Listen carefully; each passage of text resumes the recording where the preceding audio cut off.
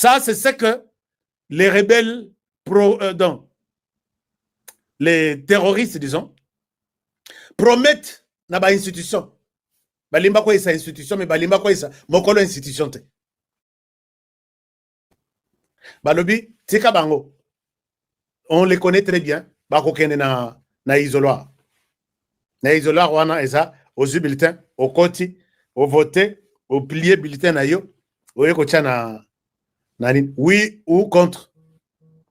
Ba promettre ba tuke.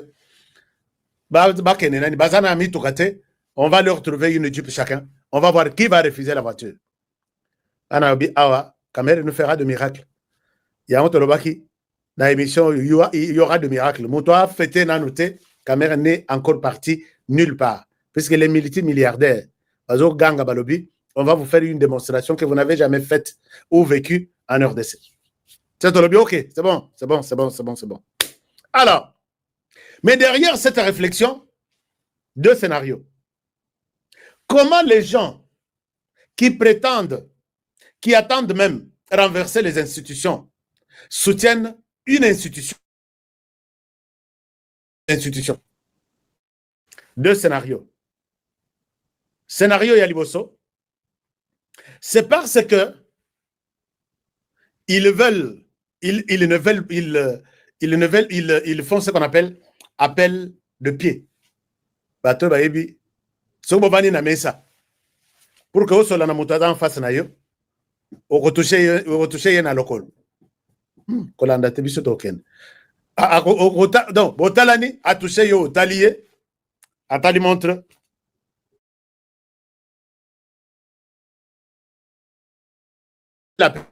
Ça c'est.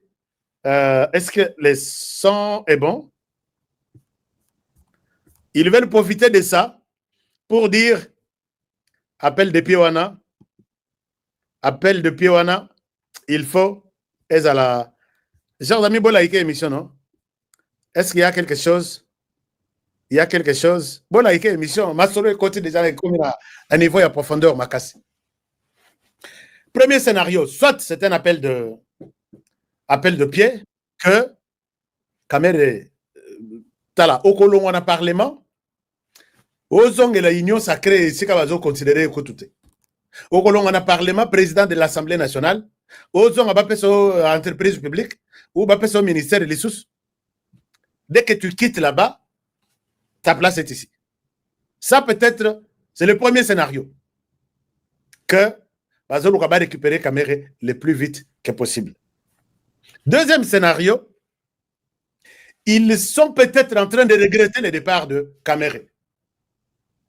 Que si Kamere était là, peut-être les projets à Tshisekedi a changé la constitution à la tête, peut-être certaines lois, Bazo Kana, Bazo contre les M23 et qu'on cause à la tête, peut-être, puisque Corneille n'a toujours répété, si il y a bureau, il y a union sacrée. Bah, Moussous, Bazana Bisso. Mais l'air de tous bureau, il y a union sacrée. Est-ce que Papa Mbosso peut être avec Corneille Nanga? Je dis non. Il y a un monde. Hein? Mais tu dois analyser, non? Est-ce que parmi ceux qui ont lobby, tu dois supposer? Je ne confirme pas. Papa Mbosso lobby, bon, ceux qui ont lobby, ceux qui sont dans le bureau, Corneille Nanga a confirmé qu'il y a un bureau, Nazana membre moko. Est-ce que c'est Papa Mbosso? Na comme le monde. Est-ce que c'est Augustin Kabouya? Na comme le monde. Est-ce que c'est Jean-Pierre Bemba? Je ne pense pas. Est-ce que c'est Sama Lukonde? Je ne pense pas. Mais peut-être. Est-ce que c'est Bahati Lukwebo? Je ne sais pas. Est-ce que c'est Vital Kamere? Je ne sais absolument rien. Alors, donc deux scénarios. Je pense que vous aussi, vous pouvez commenter. Est-ce que vous voyez un troisième scénario? Le premier scénario, je dis, récupération, ce qu'on appelle les récupérations politiques. Kamere Sokiba ici au Kaka. Mikatisela na Brazzaville, Zoa Rwanda, nous t'attendons ici à Nini. Comme ça, tout ça là, équipe Yamakasi. On ne veut pas que Baya Kola Lissao Pongue à bébé Moussous, Bapé son poste Moussous. Nous t'attendons à bras ouverts. Ça peut être ça. Tout comme ça peut être quelque chose du genre, nous regrettons ton départ, puisque là, Masolo, Yabiso et Baby, il faut aux Alawana. Même ceux qui utilisaient les lots, Bazo Bunsakamere, puisque ça soit il fun, Bazo Bunsakamere, ceux qui, Kamerangwa, Sali Bangoni, et tout ça, peut-être ce sont les deux scénarios.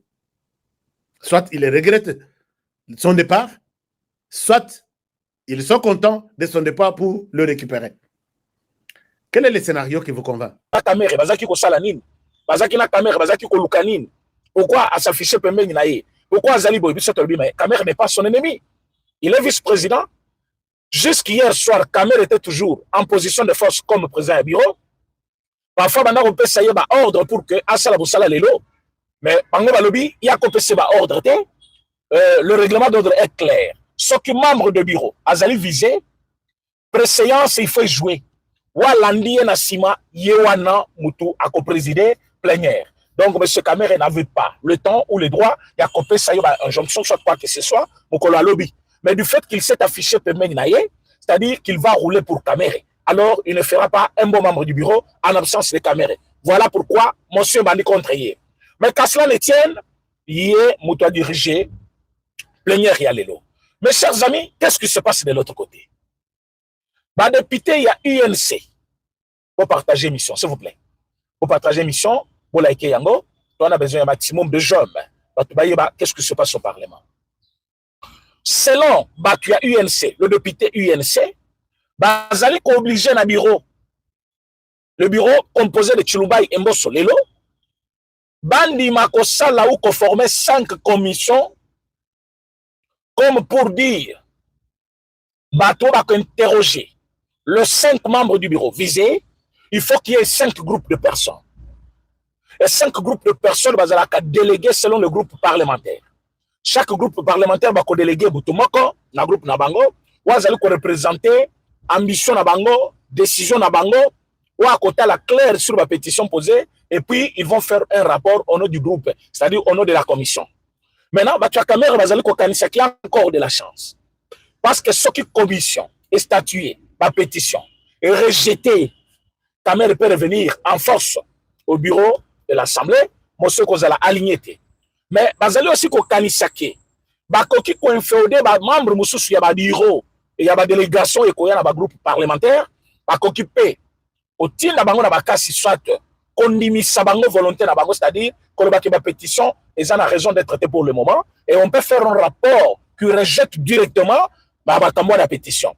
Alors pour Kamere, il pense que azala no moi petite manœuvre ya kosala, mais pour la député ba signer ba lobby, il se trompe. J'ai beaucoup aimé la sérénité. Il y a des députés pétitionnaires. Ils ont dit qu'il n'a pas la chance, qu'il n'a plus la chance. Quoi qu'il en coûte, quoi qu'il en fasse, à coquille jamais qu'au dribbler bango. Voilà les pétitionnaires, les na salle. Et nombreux, yaki wana balobi, commission et co-juger bureau. Ils allaient co-juger chaque cas, il y a des membres du bureau, comme dans tous les cas précédents qu'on a vu à l'Assemblée nationale. Il n'y a jamais eu 5 commissions pour 5 personnes. Il faut une seule commission. Il faut une seule commission. Le débat était encore en cours. Le professeur Tchoulouma Yalobi, au cas où, il y a qualité sur ou à départager bangoté. Parce que tous les députés, les gens sont libres. Chacun prend parole, chacun s'exprime, chacun essaye de démontrer sa compréhension. Il y a un règlement d'ordre intérieur et de la Constitution. Et chacun aussi cherche à inventer aussi ce qu'il comprend par là et puis imposer sa ligne. C'est comme ça, débat et moulaï, plénière et bandaki depuis 14 heures jusqu'au moment où je suis en train de vous parler. Ben, professeur Tchoulouma Yalobi, dans le cas où il y a qualité, on passe au vote. Qui sont pour, qui sont contre. Banan Baza pour une commission, Banan Bazal pour 5 commissions. Or, ba pétitionnaire nyons déjà jour pétition Kotaki bazaki 270 bakoki 270 comment au moment où la pétition était sur la table pour être déposée chez le secrétaire général, ils ont continué à voter, à signer la pétition. Or le règlement dit ceci, ce qui pétition et c'est koti bakoki ko signer en lisusuté, ce qui peut c'est koti chaque membre, il y a chaque député a signé pétition, à Koki Kozong et la signature n'a été, c'est-à-dire Koloba, n'a pas signature exactée. Pour le moment, les choses sont claires. Ma pétitionnaire, Bazali au-delà de 260. Et ils sont tous dans la salle. Ce qui veut dire, s'il faut voter, qui sont pour une commission, Bangonyoso, Bakoza d'accord. Qui sont contre une commission, et ils sont pour une seule, maintenant les 5 commissions, et Kozala Batu à Kamere. Or, Bazali qu'on représentait moins de 1% dans la salle aujourd'hui. Je me répète bien, Bazali, moins de 1%. Voilà. Parce que les députés pétitionnaires, Bazali au-delà de 250. La salle représente aujourd'hui, la représentation dans la salle aujourd'hui, c'est 286 députés. Alors que, dans la salle, les pétitionnaires ont un grand nombre. La caméra Bazali Mouké. Ceux qui ont un vote à main levée, parce que les députés ont mis sur jurisprudence sur place. Le même problème pour Moutamba. Nous l'avons fait sans tenir compte, il y a un texte de Kambere avait décidé, il avait demandé la plénière, les canavotes, il y a qui sont pour, qui sont contre, qui sont pour l'autorisation judiciaire. Il y a M. Moutamba, Batomboli, qui sont contre, Batomboli, qui s'abstiennent, Batomboli, Batalis. Alors, ça montre que la même formule devait être utilisée aujourd'hui. Ça, c'était la demande. Il y a des députés pétitionnaires. Et comme Bazé Belé la salle, ils ont poussé Chiloubaï à dire le camp de ceux qui sont pour une commission sont très nombreux. Matière à l'ordre du jour, les lois Ezalaki Moko. Mettre en place une commission devant traiter la pétition déposée contre le membre du bureau. Mais Bango Bayo Balobi, Tokoki condimater une commission parce que chaque membre est visé d'une manière individuelle. Alors, les pétitions étant individuelles, c'est-à-dire chaque membre du bureau a sa pétition.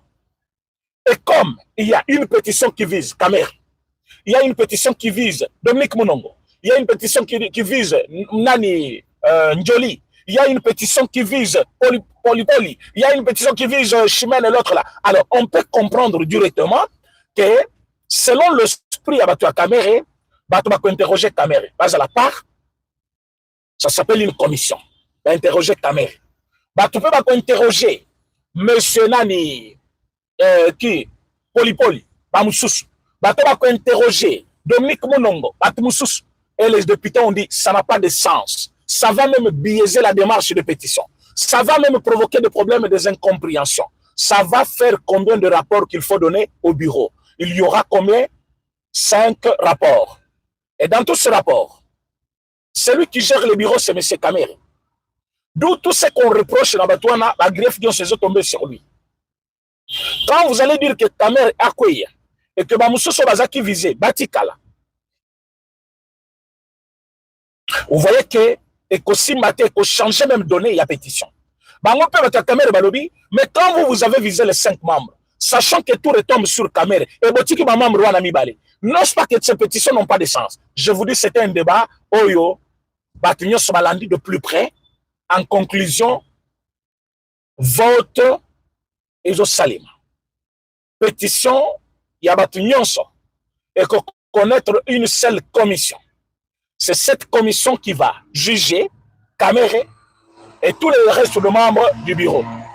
Après que juge Bango, c'est à partir de ce rapport qu'on va donner qui va fixer ce qu'il faut dans le cas. La débat, parce que Kamere va se défendre. Bakobengi, ça y est, à se défendre.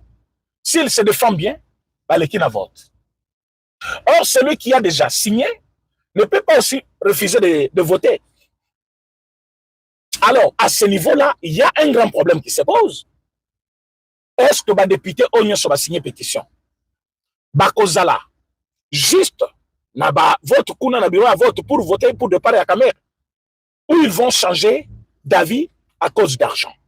C'est cette manœuvre que M. Kamere Azali Koluka Abendangonga, dans le souci d'emballer tout le monde avec lui pour que Bandima au solo. Yango Balobi, même le bureau ya Chilumba ina mboso. Mbongo echami ezali $1,500,000. on va corrompre les députés. Et les députés, lobby, jusqu'à faire croire à nos femmes et nos enfants que nous sommes toujours corruptibles avant de prendre des décisions. Cette fois-ci, vous avez menti. On n'a pas besoin de votre argent. On ne va pas vous laisser faire. Nous allons aller jusqu'au bout avec notre démarche. Ah oui, je vis une autre figure. Il y a le Parlement congolais, Lelo. J'ai vu le député déterminé et pressé pour voter pour le départ des caméras. J'ai vu le député qui s'assume. Nakatia Sal, Balobi, il doit partir. Pas besoin de fuir les caméras, pas besoin de le dire à côté. Batelemi Balobi, il doit partir. Et puis, grief Yamounen, où ils allaient retenir contre Kamere. Ils allaient problème, il y a coopération avec le rebelle. Batua Kamere Baleki Balobi Boyi. La position des caméras était toujours très mal comprise par beaucoup de personnes parce que Balobi, il n'a pas une position fixe vis-à-vis de Fachi. C'est comme s'il traitait plutôt avec le rebelle. Alors, comme c'est le cas, donc c'est ça la priorité, la paix et non de parler à Kamere. Le cas de pétitionnaire Balobi, justement parce que vous l'avez dit, le monsieur n'a pas le deux pieds au Congo. Kabila étant un rebelle aujourd'hui, lui, il est entre les deux. Un pied chez Tshisekedi, un pied chez Kabila. Or, Tshisekedi est dans le camp de la patrie, Kabila est dans le camp de la rébellion. Alors, pour qui roule votre patron qui est en train de gérer notre Parlement? Ah, je vous dis, c'était la... Congo est allé concerner. Voilà. Merci d'avoir fait cela, d'avoir aimé notre émission et de les partager. Bandeko, vous ne serez pas dessus à Otoko Solo Kaka, Makambo Congo Bandai Bandeli, Ti Souka. Toko Solo là. Nous allons vous révéler parce que oh non surtout et Batamaki ndenge tolobala lingala o ezalaki na nkuku awa tokoloba na bino epimi na mpoasa nini okoyoka on a kati ya émission le pourquoi ya destitution Vital Kamerhe parce que awa na koyebisa na bino bandeko ba congolais la France, le Rwanda, la Belgique, tous ces pays bandeko ba commence par dire déjà kobimisa maloba na bango. Et ils sont contre la destitution de Vital Kamerhe. N'est-ce pas ingérence? Bandeko, qu'est-ce qu'ils attendaient et pas Bandeko Vital Kamerhe? Parce que Zéani, donc on se rend bino Bandeko, awa na katia émission, vous allez comprendre qu'est-ce que les Occidentaux cherchent en ce moment. Parce que Belgique a outil koloba, na monoko ya Maxime Prévost. Alors, vous voyez, Maxime Prévost, non? C'est le ministre belge des Affaires étrangères et le ministre, le premier ministre à l'intérim, qui vient de s'exprimer pour la Makambouetali, la République démocratique du Congo. Alors, Nini, Alingi Nini Bandeko, Tokobeta Masolo, mais je vous dis qu'ils sont en retard. Dans le complot, au Banango. Bana retard, Congolais. Parce que ah, on a coupé la OPL solo. La deuxième partie à mon émission, au Koyeba, qu'est-ce qui s'est passé à l'est de la République démocratique du Congo? Bandeko, cela ne veut pas dire que quand tu coupes un match, tu perds dans la première mi-temps, que le match est sili. Attention, deuxième mi-temps, match est Baloukaka. Ah non, on va match est Balouki, on a au niveau à l'est de la République démocratique du Congo. L'opération lancée. Negomoko alanda inga lobby alobi na ngai ah soki eza bongo vraiment ah wa makambu ya soki ezate tant ko beta mi wasolo mbuka. Nous allons vous dire ce qui est en train de se passer. Mathieu Balouki, la République du Congo, la RDC a banni la récupération parce que l'opération on a koyebi sayo offensive foudroyante et banni déjà avec le FARDC Ouazalendo. Qu'est-ce que nous avons déjà récupéré? Tokobet Tanabino Masolo, Tokotal Sabino. Ah, on a fait ce bande de Congolais. Trouble na Rwanda. Vous savez pourquoi trouble? Parce que Paul Kagame déjà a commis un niveau, il y a pour exécuter Moko Yaba militaire naïe. Et militaire n'a pas à Pambater. Moko Yaba lieutenant général Wabanda Ginaï Outa Uganda. bundi na ye na Uganda bazwi pouvoir na Rwanda azwi ye atie ye longo na bamusée Laurent Désiré Kabila babundi bakomi na Congo lorsque tochassaki bango na Kinshasa le général en question azongi bafondé RCD aye korécupérer azongise na Rwanda atindi ye wapi na Mozambique après Mozambique aye kotinde lisusu wapi na États-Unis d'Amérique comme ambassadeur. Et vous comprenez que c'est monsieur le général Oyo Kagame Outi qu'on neutralisé tellement qu'il était en contact avec les Américains. On va comprendre déjà. Parce que je vais vous expliquer déclaration de Donald Trump. Parce que Trump a dit nous allons gérer la situation. Kagame a mouana. Matoye le Karamutute. Vous pensez que Matoye le Kamutu Kagame a matati, les Américains ont dit qu'ils vont lui maîtriser. Wana malobaya Donald Trump. La réponse de Donald Trump. Qu'est-ce que Trump a dit à la fin? Trump a dit à la fin que nous allons maîtriser cette situation. Oui, que à relever le dernièrement, à peu près 60 personnes au Baouti Sukokupa. Nous allons maîtriser la situation. Alors, Bandego Congolais, Baxelanga sous-j'aime. Parce que Outuko a déjà l'introduction. Parce qu'on a Bandasco pour développer mon corps sujet et des questionnements. Il y a situation sécurité en Boka Congo. Voilà pourquoi je suis en train de vous demander déjà. J'aime. Sois courageux, j'aime. Et puis, maintenant, je lance le débat pour vos commentaires. Alors, pensez-vous que la réaction de la France, de la Belgique, Vital Kamerhe, qui ne doit pas, que Vital Kamerhe, vous pouvez simplement coquer de Nabari, Otobengi, par médias français, vous allez comprendre la réaction à Bango. Pensez-vous que Makambalobé est à solo? Et ça dit bien. Deuxième question, vous pouvez commenter et donner vos avis. Il y a des Congolais qui disent que le moment où ils allaient opportun pour que Kamerhe a la dégager. Est-ce que vous pensez que c'est normal? Et nous vous demandons encore, Yoko choisi comme on propose pour commenter. Tous allez sur Nabino. Et que l'offensive Oyo le FADC a lancé, n'est-ce pas pour qui cause là? La fin, il y a une négociation ou bien au FADC a avancé caca.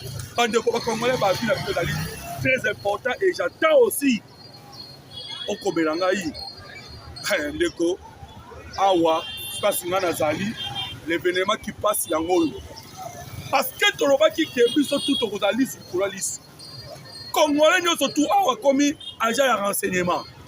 Nengo Kolananga pose agent de renseignement. Alors, comme vous avez agent de renseignement, ne vous inquiétez pas. Votre commentaire est autant dans ma service. Pour que permettre maintenant ma service, non ça. Baye papé makambozali kolekana kwena yo. Et yongo to sangana. To sauver mboka Congo, mboka na bino, mboka na biso. Pande ko ba Congolais, le dossier Vital Kamerhe. Ndenge na lobaki de le début à émission to kopeta masolo, to ko révéler bino. Lobby Maxime Prévost, comme je viens de vous le dire, le ministre belge des Affaires étrangères, Abimi la média lobby. Na kutana kina Tshisekedi tangu nakenda kina Kinshasa. Na yebisaki Tshisekedi que Amata Akita, il faut qu'un dialogue. Et vous savez que Maxime Prévost kutana ina caméra. Et boyoka ki réaction caméra. Mais Maxime Prévost lobby boy. Soit ils ont Tshisekedi ni makara dialogue. Voilà maintenant là où on a koyé puis ça on a mboka Congo que le problème est allé. Bayebalandaka souvent na chaîne na biso oyo. Bayebi na yebisaki bango ke même les M23 lorsque babimisaki batuna bango les 7000 les soi-disant parce que tout ce qui sort et pas na bango il faut tout rejoindre on a ba pincette les soi-disant 7000 hommes au bango babimisaki. Vous savez pourquoi babimisaki? Na yebisaki bino c'est que ezaka pour na dialogue. Les problèmes est en débat koluka dialogue.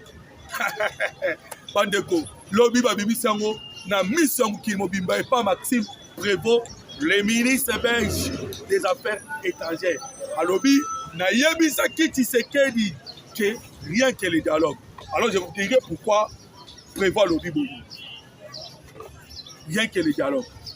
Et Prévost tango soana mokonza mboka mbala moko akenaki kokutana pe na Vital Kamerhe. Et Vital Kamerhe ayo kobakisa inclusif. Pour la nini. Bandeko, c'est ce que Paul Kagame est en train de chercher. Kagame est en train de chercher rien que le dialogue pour sauver sa peau. Et il faut regarder que une photo basculer parce que Bandeko va commencer à une photo basculer dans le dialogue. To perdre Mbaramoko. Nos 15 millions de morts. Bandeko, to perdre les 15. Vous savez quoi? Le président Tshisekedi, par Senganaye, Andy Makaka, la réconciliation. Ton limite dialogue dans le 23, Makambouya, 15 millions de morts, 500 000 femmes violées. Justice pour la banque vous a soutenu. Pourquoi? Parce que, il faut une amnistie à Bango. Pour amnistier tout ce que vous avez condamné. Deux, moyen pour amnistier Bango, il faut libérer tous ceux qui ont commis des crimes dans la libération des prisonniers. Vous comprenez que Tokunda Lissousou, Mbalami Balé, les millions de morts on a biso. Alors que les millions de morts on a biso, Balami Kozela, biso to réclamer justice. Pourquoi Bandeko? Nous faisons le travail parce que Ezali et l'Obami Boye, tout se paye ici-bas. La Bible dit, Bandeko, Wana Makomi a Bible le Bible. Et la nature, Ezali pour prouver en nous. Sokoloni Mbouman Sango Moko et Kobota Ebele. Donc, ce que l'homme aura sémé, c'est ce que l'homme va récolter. Alors, Bango va s'aimer qui, il y a 15 millions. Va s'aimer, va viol. Et ils veulent maintenant récolter plus autotika. Non, Molona qui il faut Bobuka. Il faut Bobuka. Et c'est ainsi que travail na bango ezande sima et le rotobengi dialogue. Nde musala bana. Nde omoni bande ko ba congolais, c'est ainsi que bomoni Maxime Prévost avec l'agenda de la France to yemsa kibino. Et l'homme a déclaré pour ça na bango ezali to abandonné. Et comment on va abandonner? Donc, il y a dialogue. Pourquoi? Et le dialogue, il y a un piège qui va aller. Il y a l'Iboso. On a eu d'abord, non simplement pour abandonner le 15 millions de morts, et en plus, après qu'on a abandonné les 15 millions de morts, on a vu ça, justice pour la banque aux arrêtés, mais il faut savoir le danger à dialogue des années. Dialogue, il y a sceller le départ de Tshisekedi pour que même Abisso n'a mutu auto éviter. Parce que Tshisekedi a été mal à l'aise. Il a récupéré les statuts terminés. Tshisekedi a fait quoi? Tshisekedi a construit le port en eau profond de bananes. Tshisekedi a fait quoi? Tshisekedi a déboulonné. A Bible, l'ongoli va Rwandais dans l'administration. L'ongoli va Rwandais dans l'armée. L'ongoli va traître. Par Congolais inféodés. C'est ainsi que Okaki Mokozambo a répondu que Tokogi ko travailler n'a pas Congolais inféodés. Et les Congolais inféodés, ce sont de qui? Des Kamerhe, des Tchouéoué. Par contre, on va se retrouver Kuna, par Bissi, moi, par Kabila, Kabila coup des infiltrés, Bandeko. On ne peut pas travailler avec eux. Wana Bazali ba o Bazali pour affaiblir Otolobaka l'inimité à Mokakoumou. Je disais quoi? Bah Bazali pour affaiblir par immunité na biso. Colonne vertébrale à Mokakoumou, l'armée congolaise. Pour que Simba la RDC. Soit on demi dialogue na bango directement pour affaiblir nos institutions, notre armée, notre police, notre administration, politique qui n'a pas. Et nous ne pouvons pas accepter cela. Donc, on dit et c'est ça ce qu'ils cherchent. Parce que dans Djela Nango, ils vont continuer à faire quoi?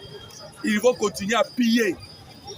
Depuis 1885, Mboka Congo et Zala Mboka Congo, l'objectif c'est le pillage.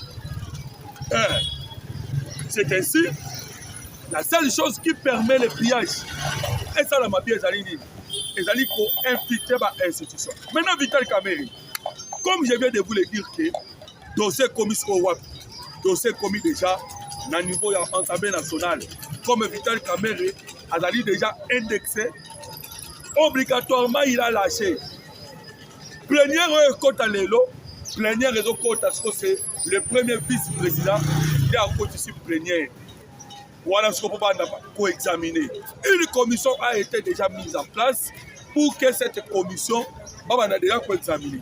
Bandeko, sur 7 personnes à bureau, il y a l'Assemblée nationale. Déjà, on va saisir pour que base à la deux située parce qu'il y a plusieurs pétitions. Il y en a, je pense, 5. Le 6e, il y a déjà Kobanda. Voilà contre Chilumba IP. Moutaza Sobé na minute de Kaka, Papa Mboso Kodia. Yende Walobia, Yo Moaito Longolo, les athées. Tu as évité pour la nuit. Il y a des personnes. Mboso Kodia, na Chilumba. Mais à la minute, Nani a tiré Yemoko. Mboso Kodia a tiré Yemoko. Bah, on a surtout à Tikali Nakacha liste. Alors, on comprend que malgré les excuses présentées par Vital Kamerhe, parce que Vital Kamerhe a demandé pardon, Molimbi Sangaï. Mais lorsque Kamerhe demande pardon, Bandeko, a conseillé un pardon pour que Akomanako exécuter Nini. L'agenda, il y a occidentaux. Mais Bindou, la lobby, non, pas question. Makambu, pardon, les athées. Bandeko, on veut que Mouta m'a pas signé pardon. Mais je dis comme on est, c'est pas question. Bon, on Vital Kamerhe, le quoi, il a pardon de ton dit. Et heureusement, les députés vont malgré pardon, ils ont trop destitué. Ils ont cassé quoi. Balancer déjà en haut. Les lots membres des institutions sont bandants. Mais Yoka Sikoyo, RFI, France 24, SCI, Jeune Afrique, les médias sont tous occidentaux. Ah, Vital Kamerhe, acharnement contre Vital Kamerhe. Vital Kamerhe, il y aura crise des institutions. Vital Kamerhe, il faut destituer Vital Kamerhe. Et allez qu'on célèbre balkanisation. Et Bandeko. Par raison sur les Français, tout d'ici médias. Bandi Koloba, n'importe quoi. Wana Koloba, dossier il y a Vital Kamerhe. Oh non. Nous sommes là pourquoi? Parce que le plan y a pas français est tombé. Vous savez que ceux qui ont pour le dossier Vital Kamerhe, il y a des gens qui disent ah, Bilobo, il n'y a pas de oh, est-ce que maman il est wana? Lorsque Kamerhe Yemoko a commandé qu'on soit pensoir, il y a l'Assemblée nationale, le coup là, place à Maseki. Il y a un pensoir à l'Assemblée nationale, l'autre 318 personnes va couper. Il y a un pensoir à l'Assemblée nationale, oh, Katana déjà va rebelle va commis. À tel point qu'il y a commis que 6 ça n'a valeur à l'Assemblée nationale. Le porte-parole Arma commis pour répondre. Même un petit gouverneur au Bosonaye, gouverneur. Vous imaginez que le président de l'Assemblée nationale a la autorité du ministre. Et le ministre de l'Intérieur a la autorité du Nani. Du Nani, gouverneur. Mais gouverneur a commis qu'on gagne la Kamerhe. A sa Kamerhe au Kosi. Puis on a en côté. Donc, après, il y a une valeur.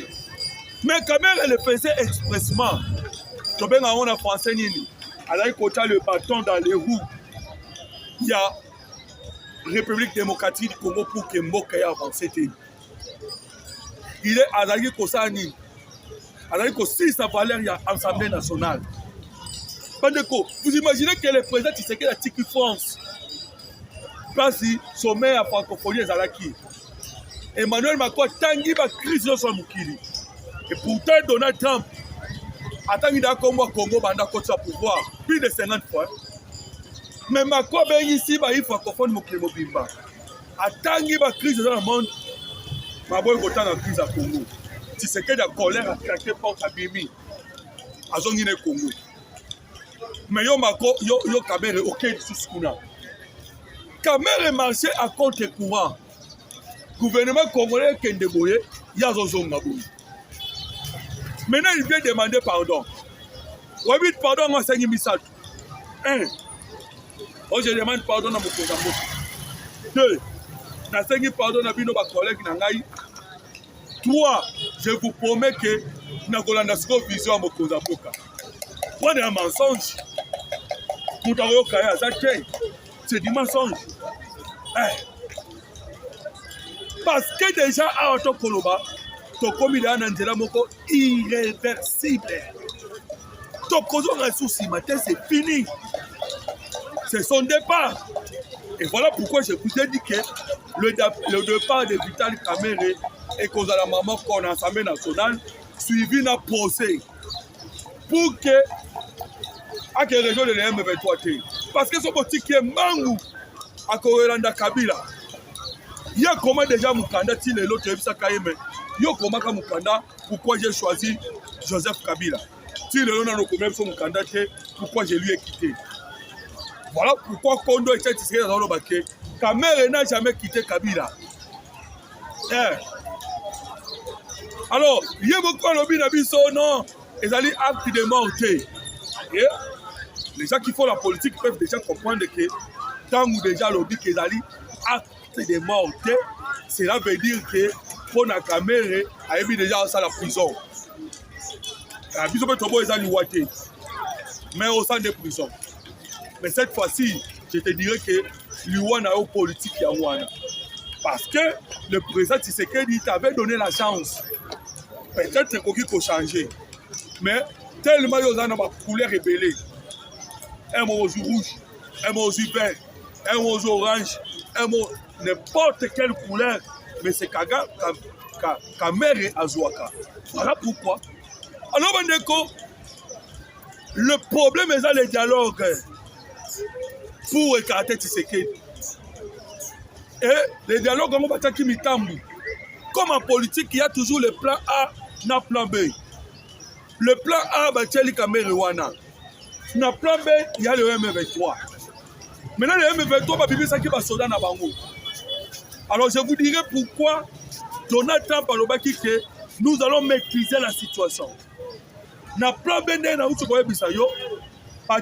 M23 pour faire forcing. Et vous sentez que les mêmes équipes pour le M23, au niveau de l'Afrique du Sud, le plan, le projet, ils ont dit qu'on dégageait Tshisekedi. C'est ça ce qu'ils cherchent.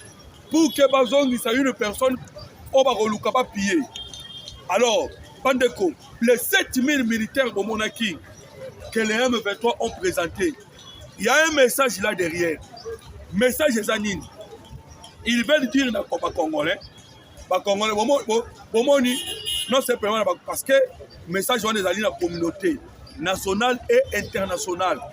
Pour que la communauté nationale et internationale paye baké n'engeto kolobanabino awa rebelle ezalo ba Congolais taba Congolais taba Congolais mais méthode wana eza sikate o Kagame alinga sala et méthode à sikate c'est le même méthode basala kiango elongo na AFDEN même méthode basala kiango elongo na RCD même méthode basala kiango na M23 et M23D.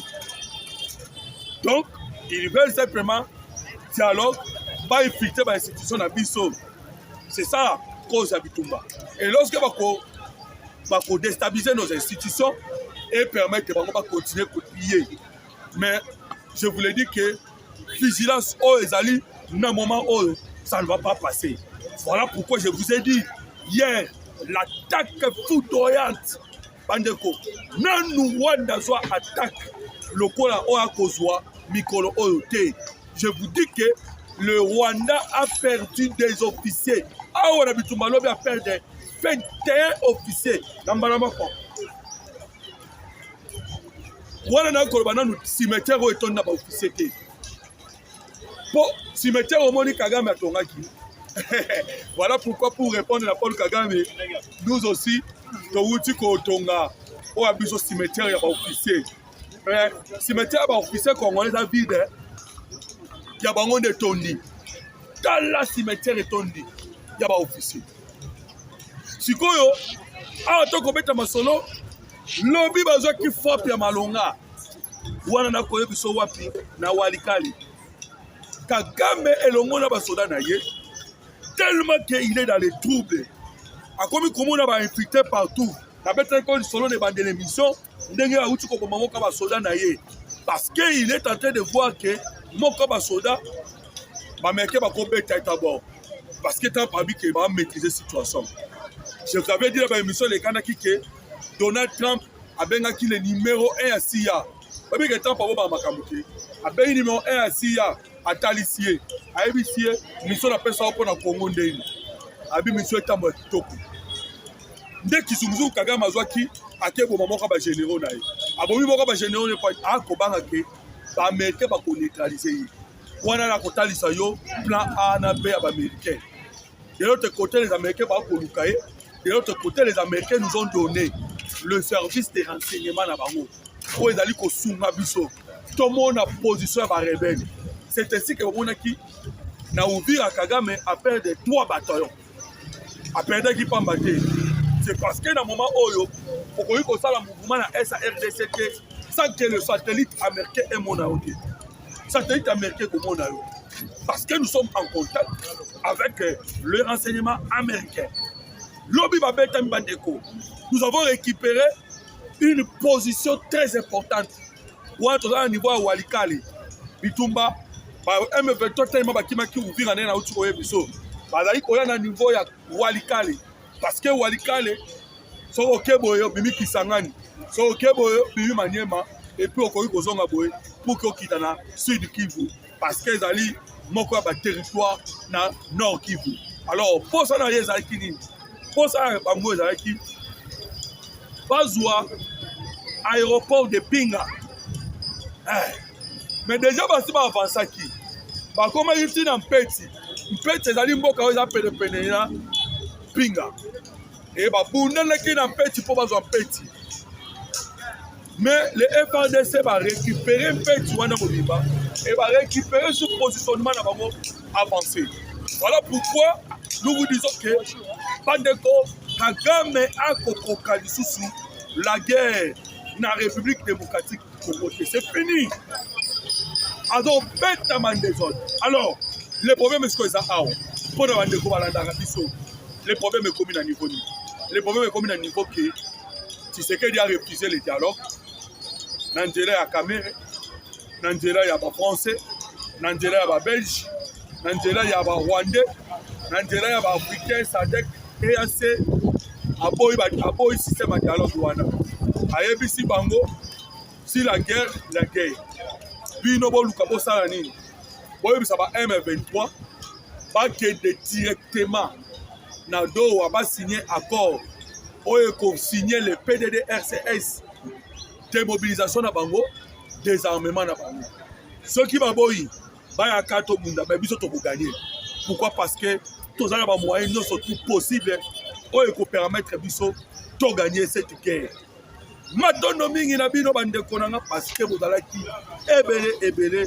Je vous remercie na confiance oyo bopesi na biso pour na boyaka kozwa makambo etali la République démocratique du Congo mboka na bino mboka na biso. Voilà pourquoi bandeko je ne pourrais pas terminer mon émission sans que na insister sur comme d'habitude et que aimer notre émission peut partager émission na biso de sorte que et permettre bandeko ba congolais non sont oyo bazali de partout bakoma pe na koyeba na site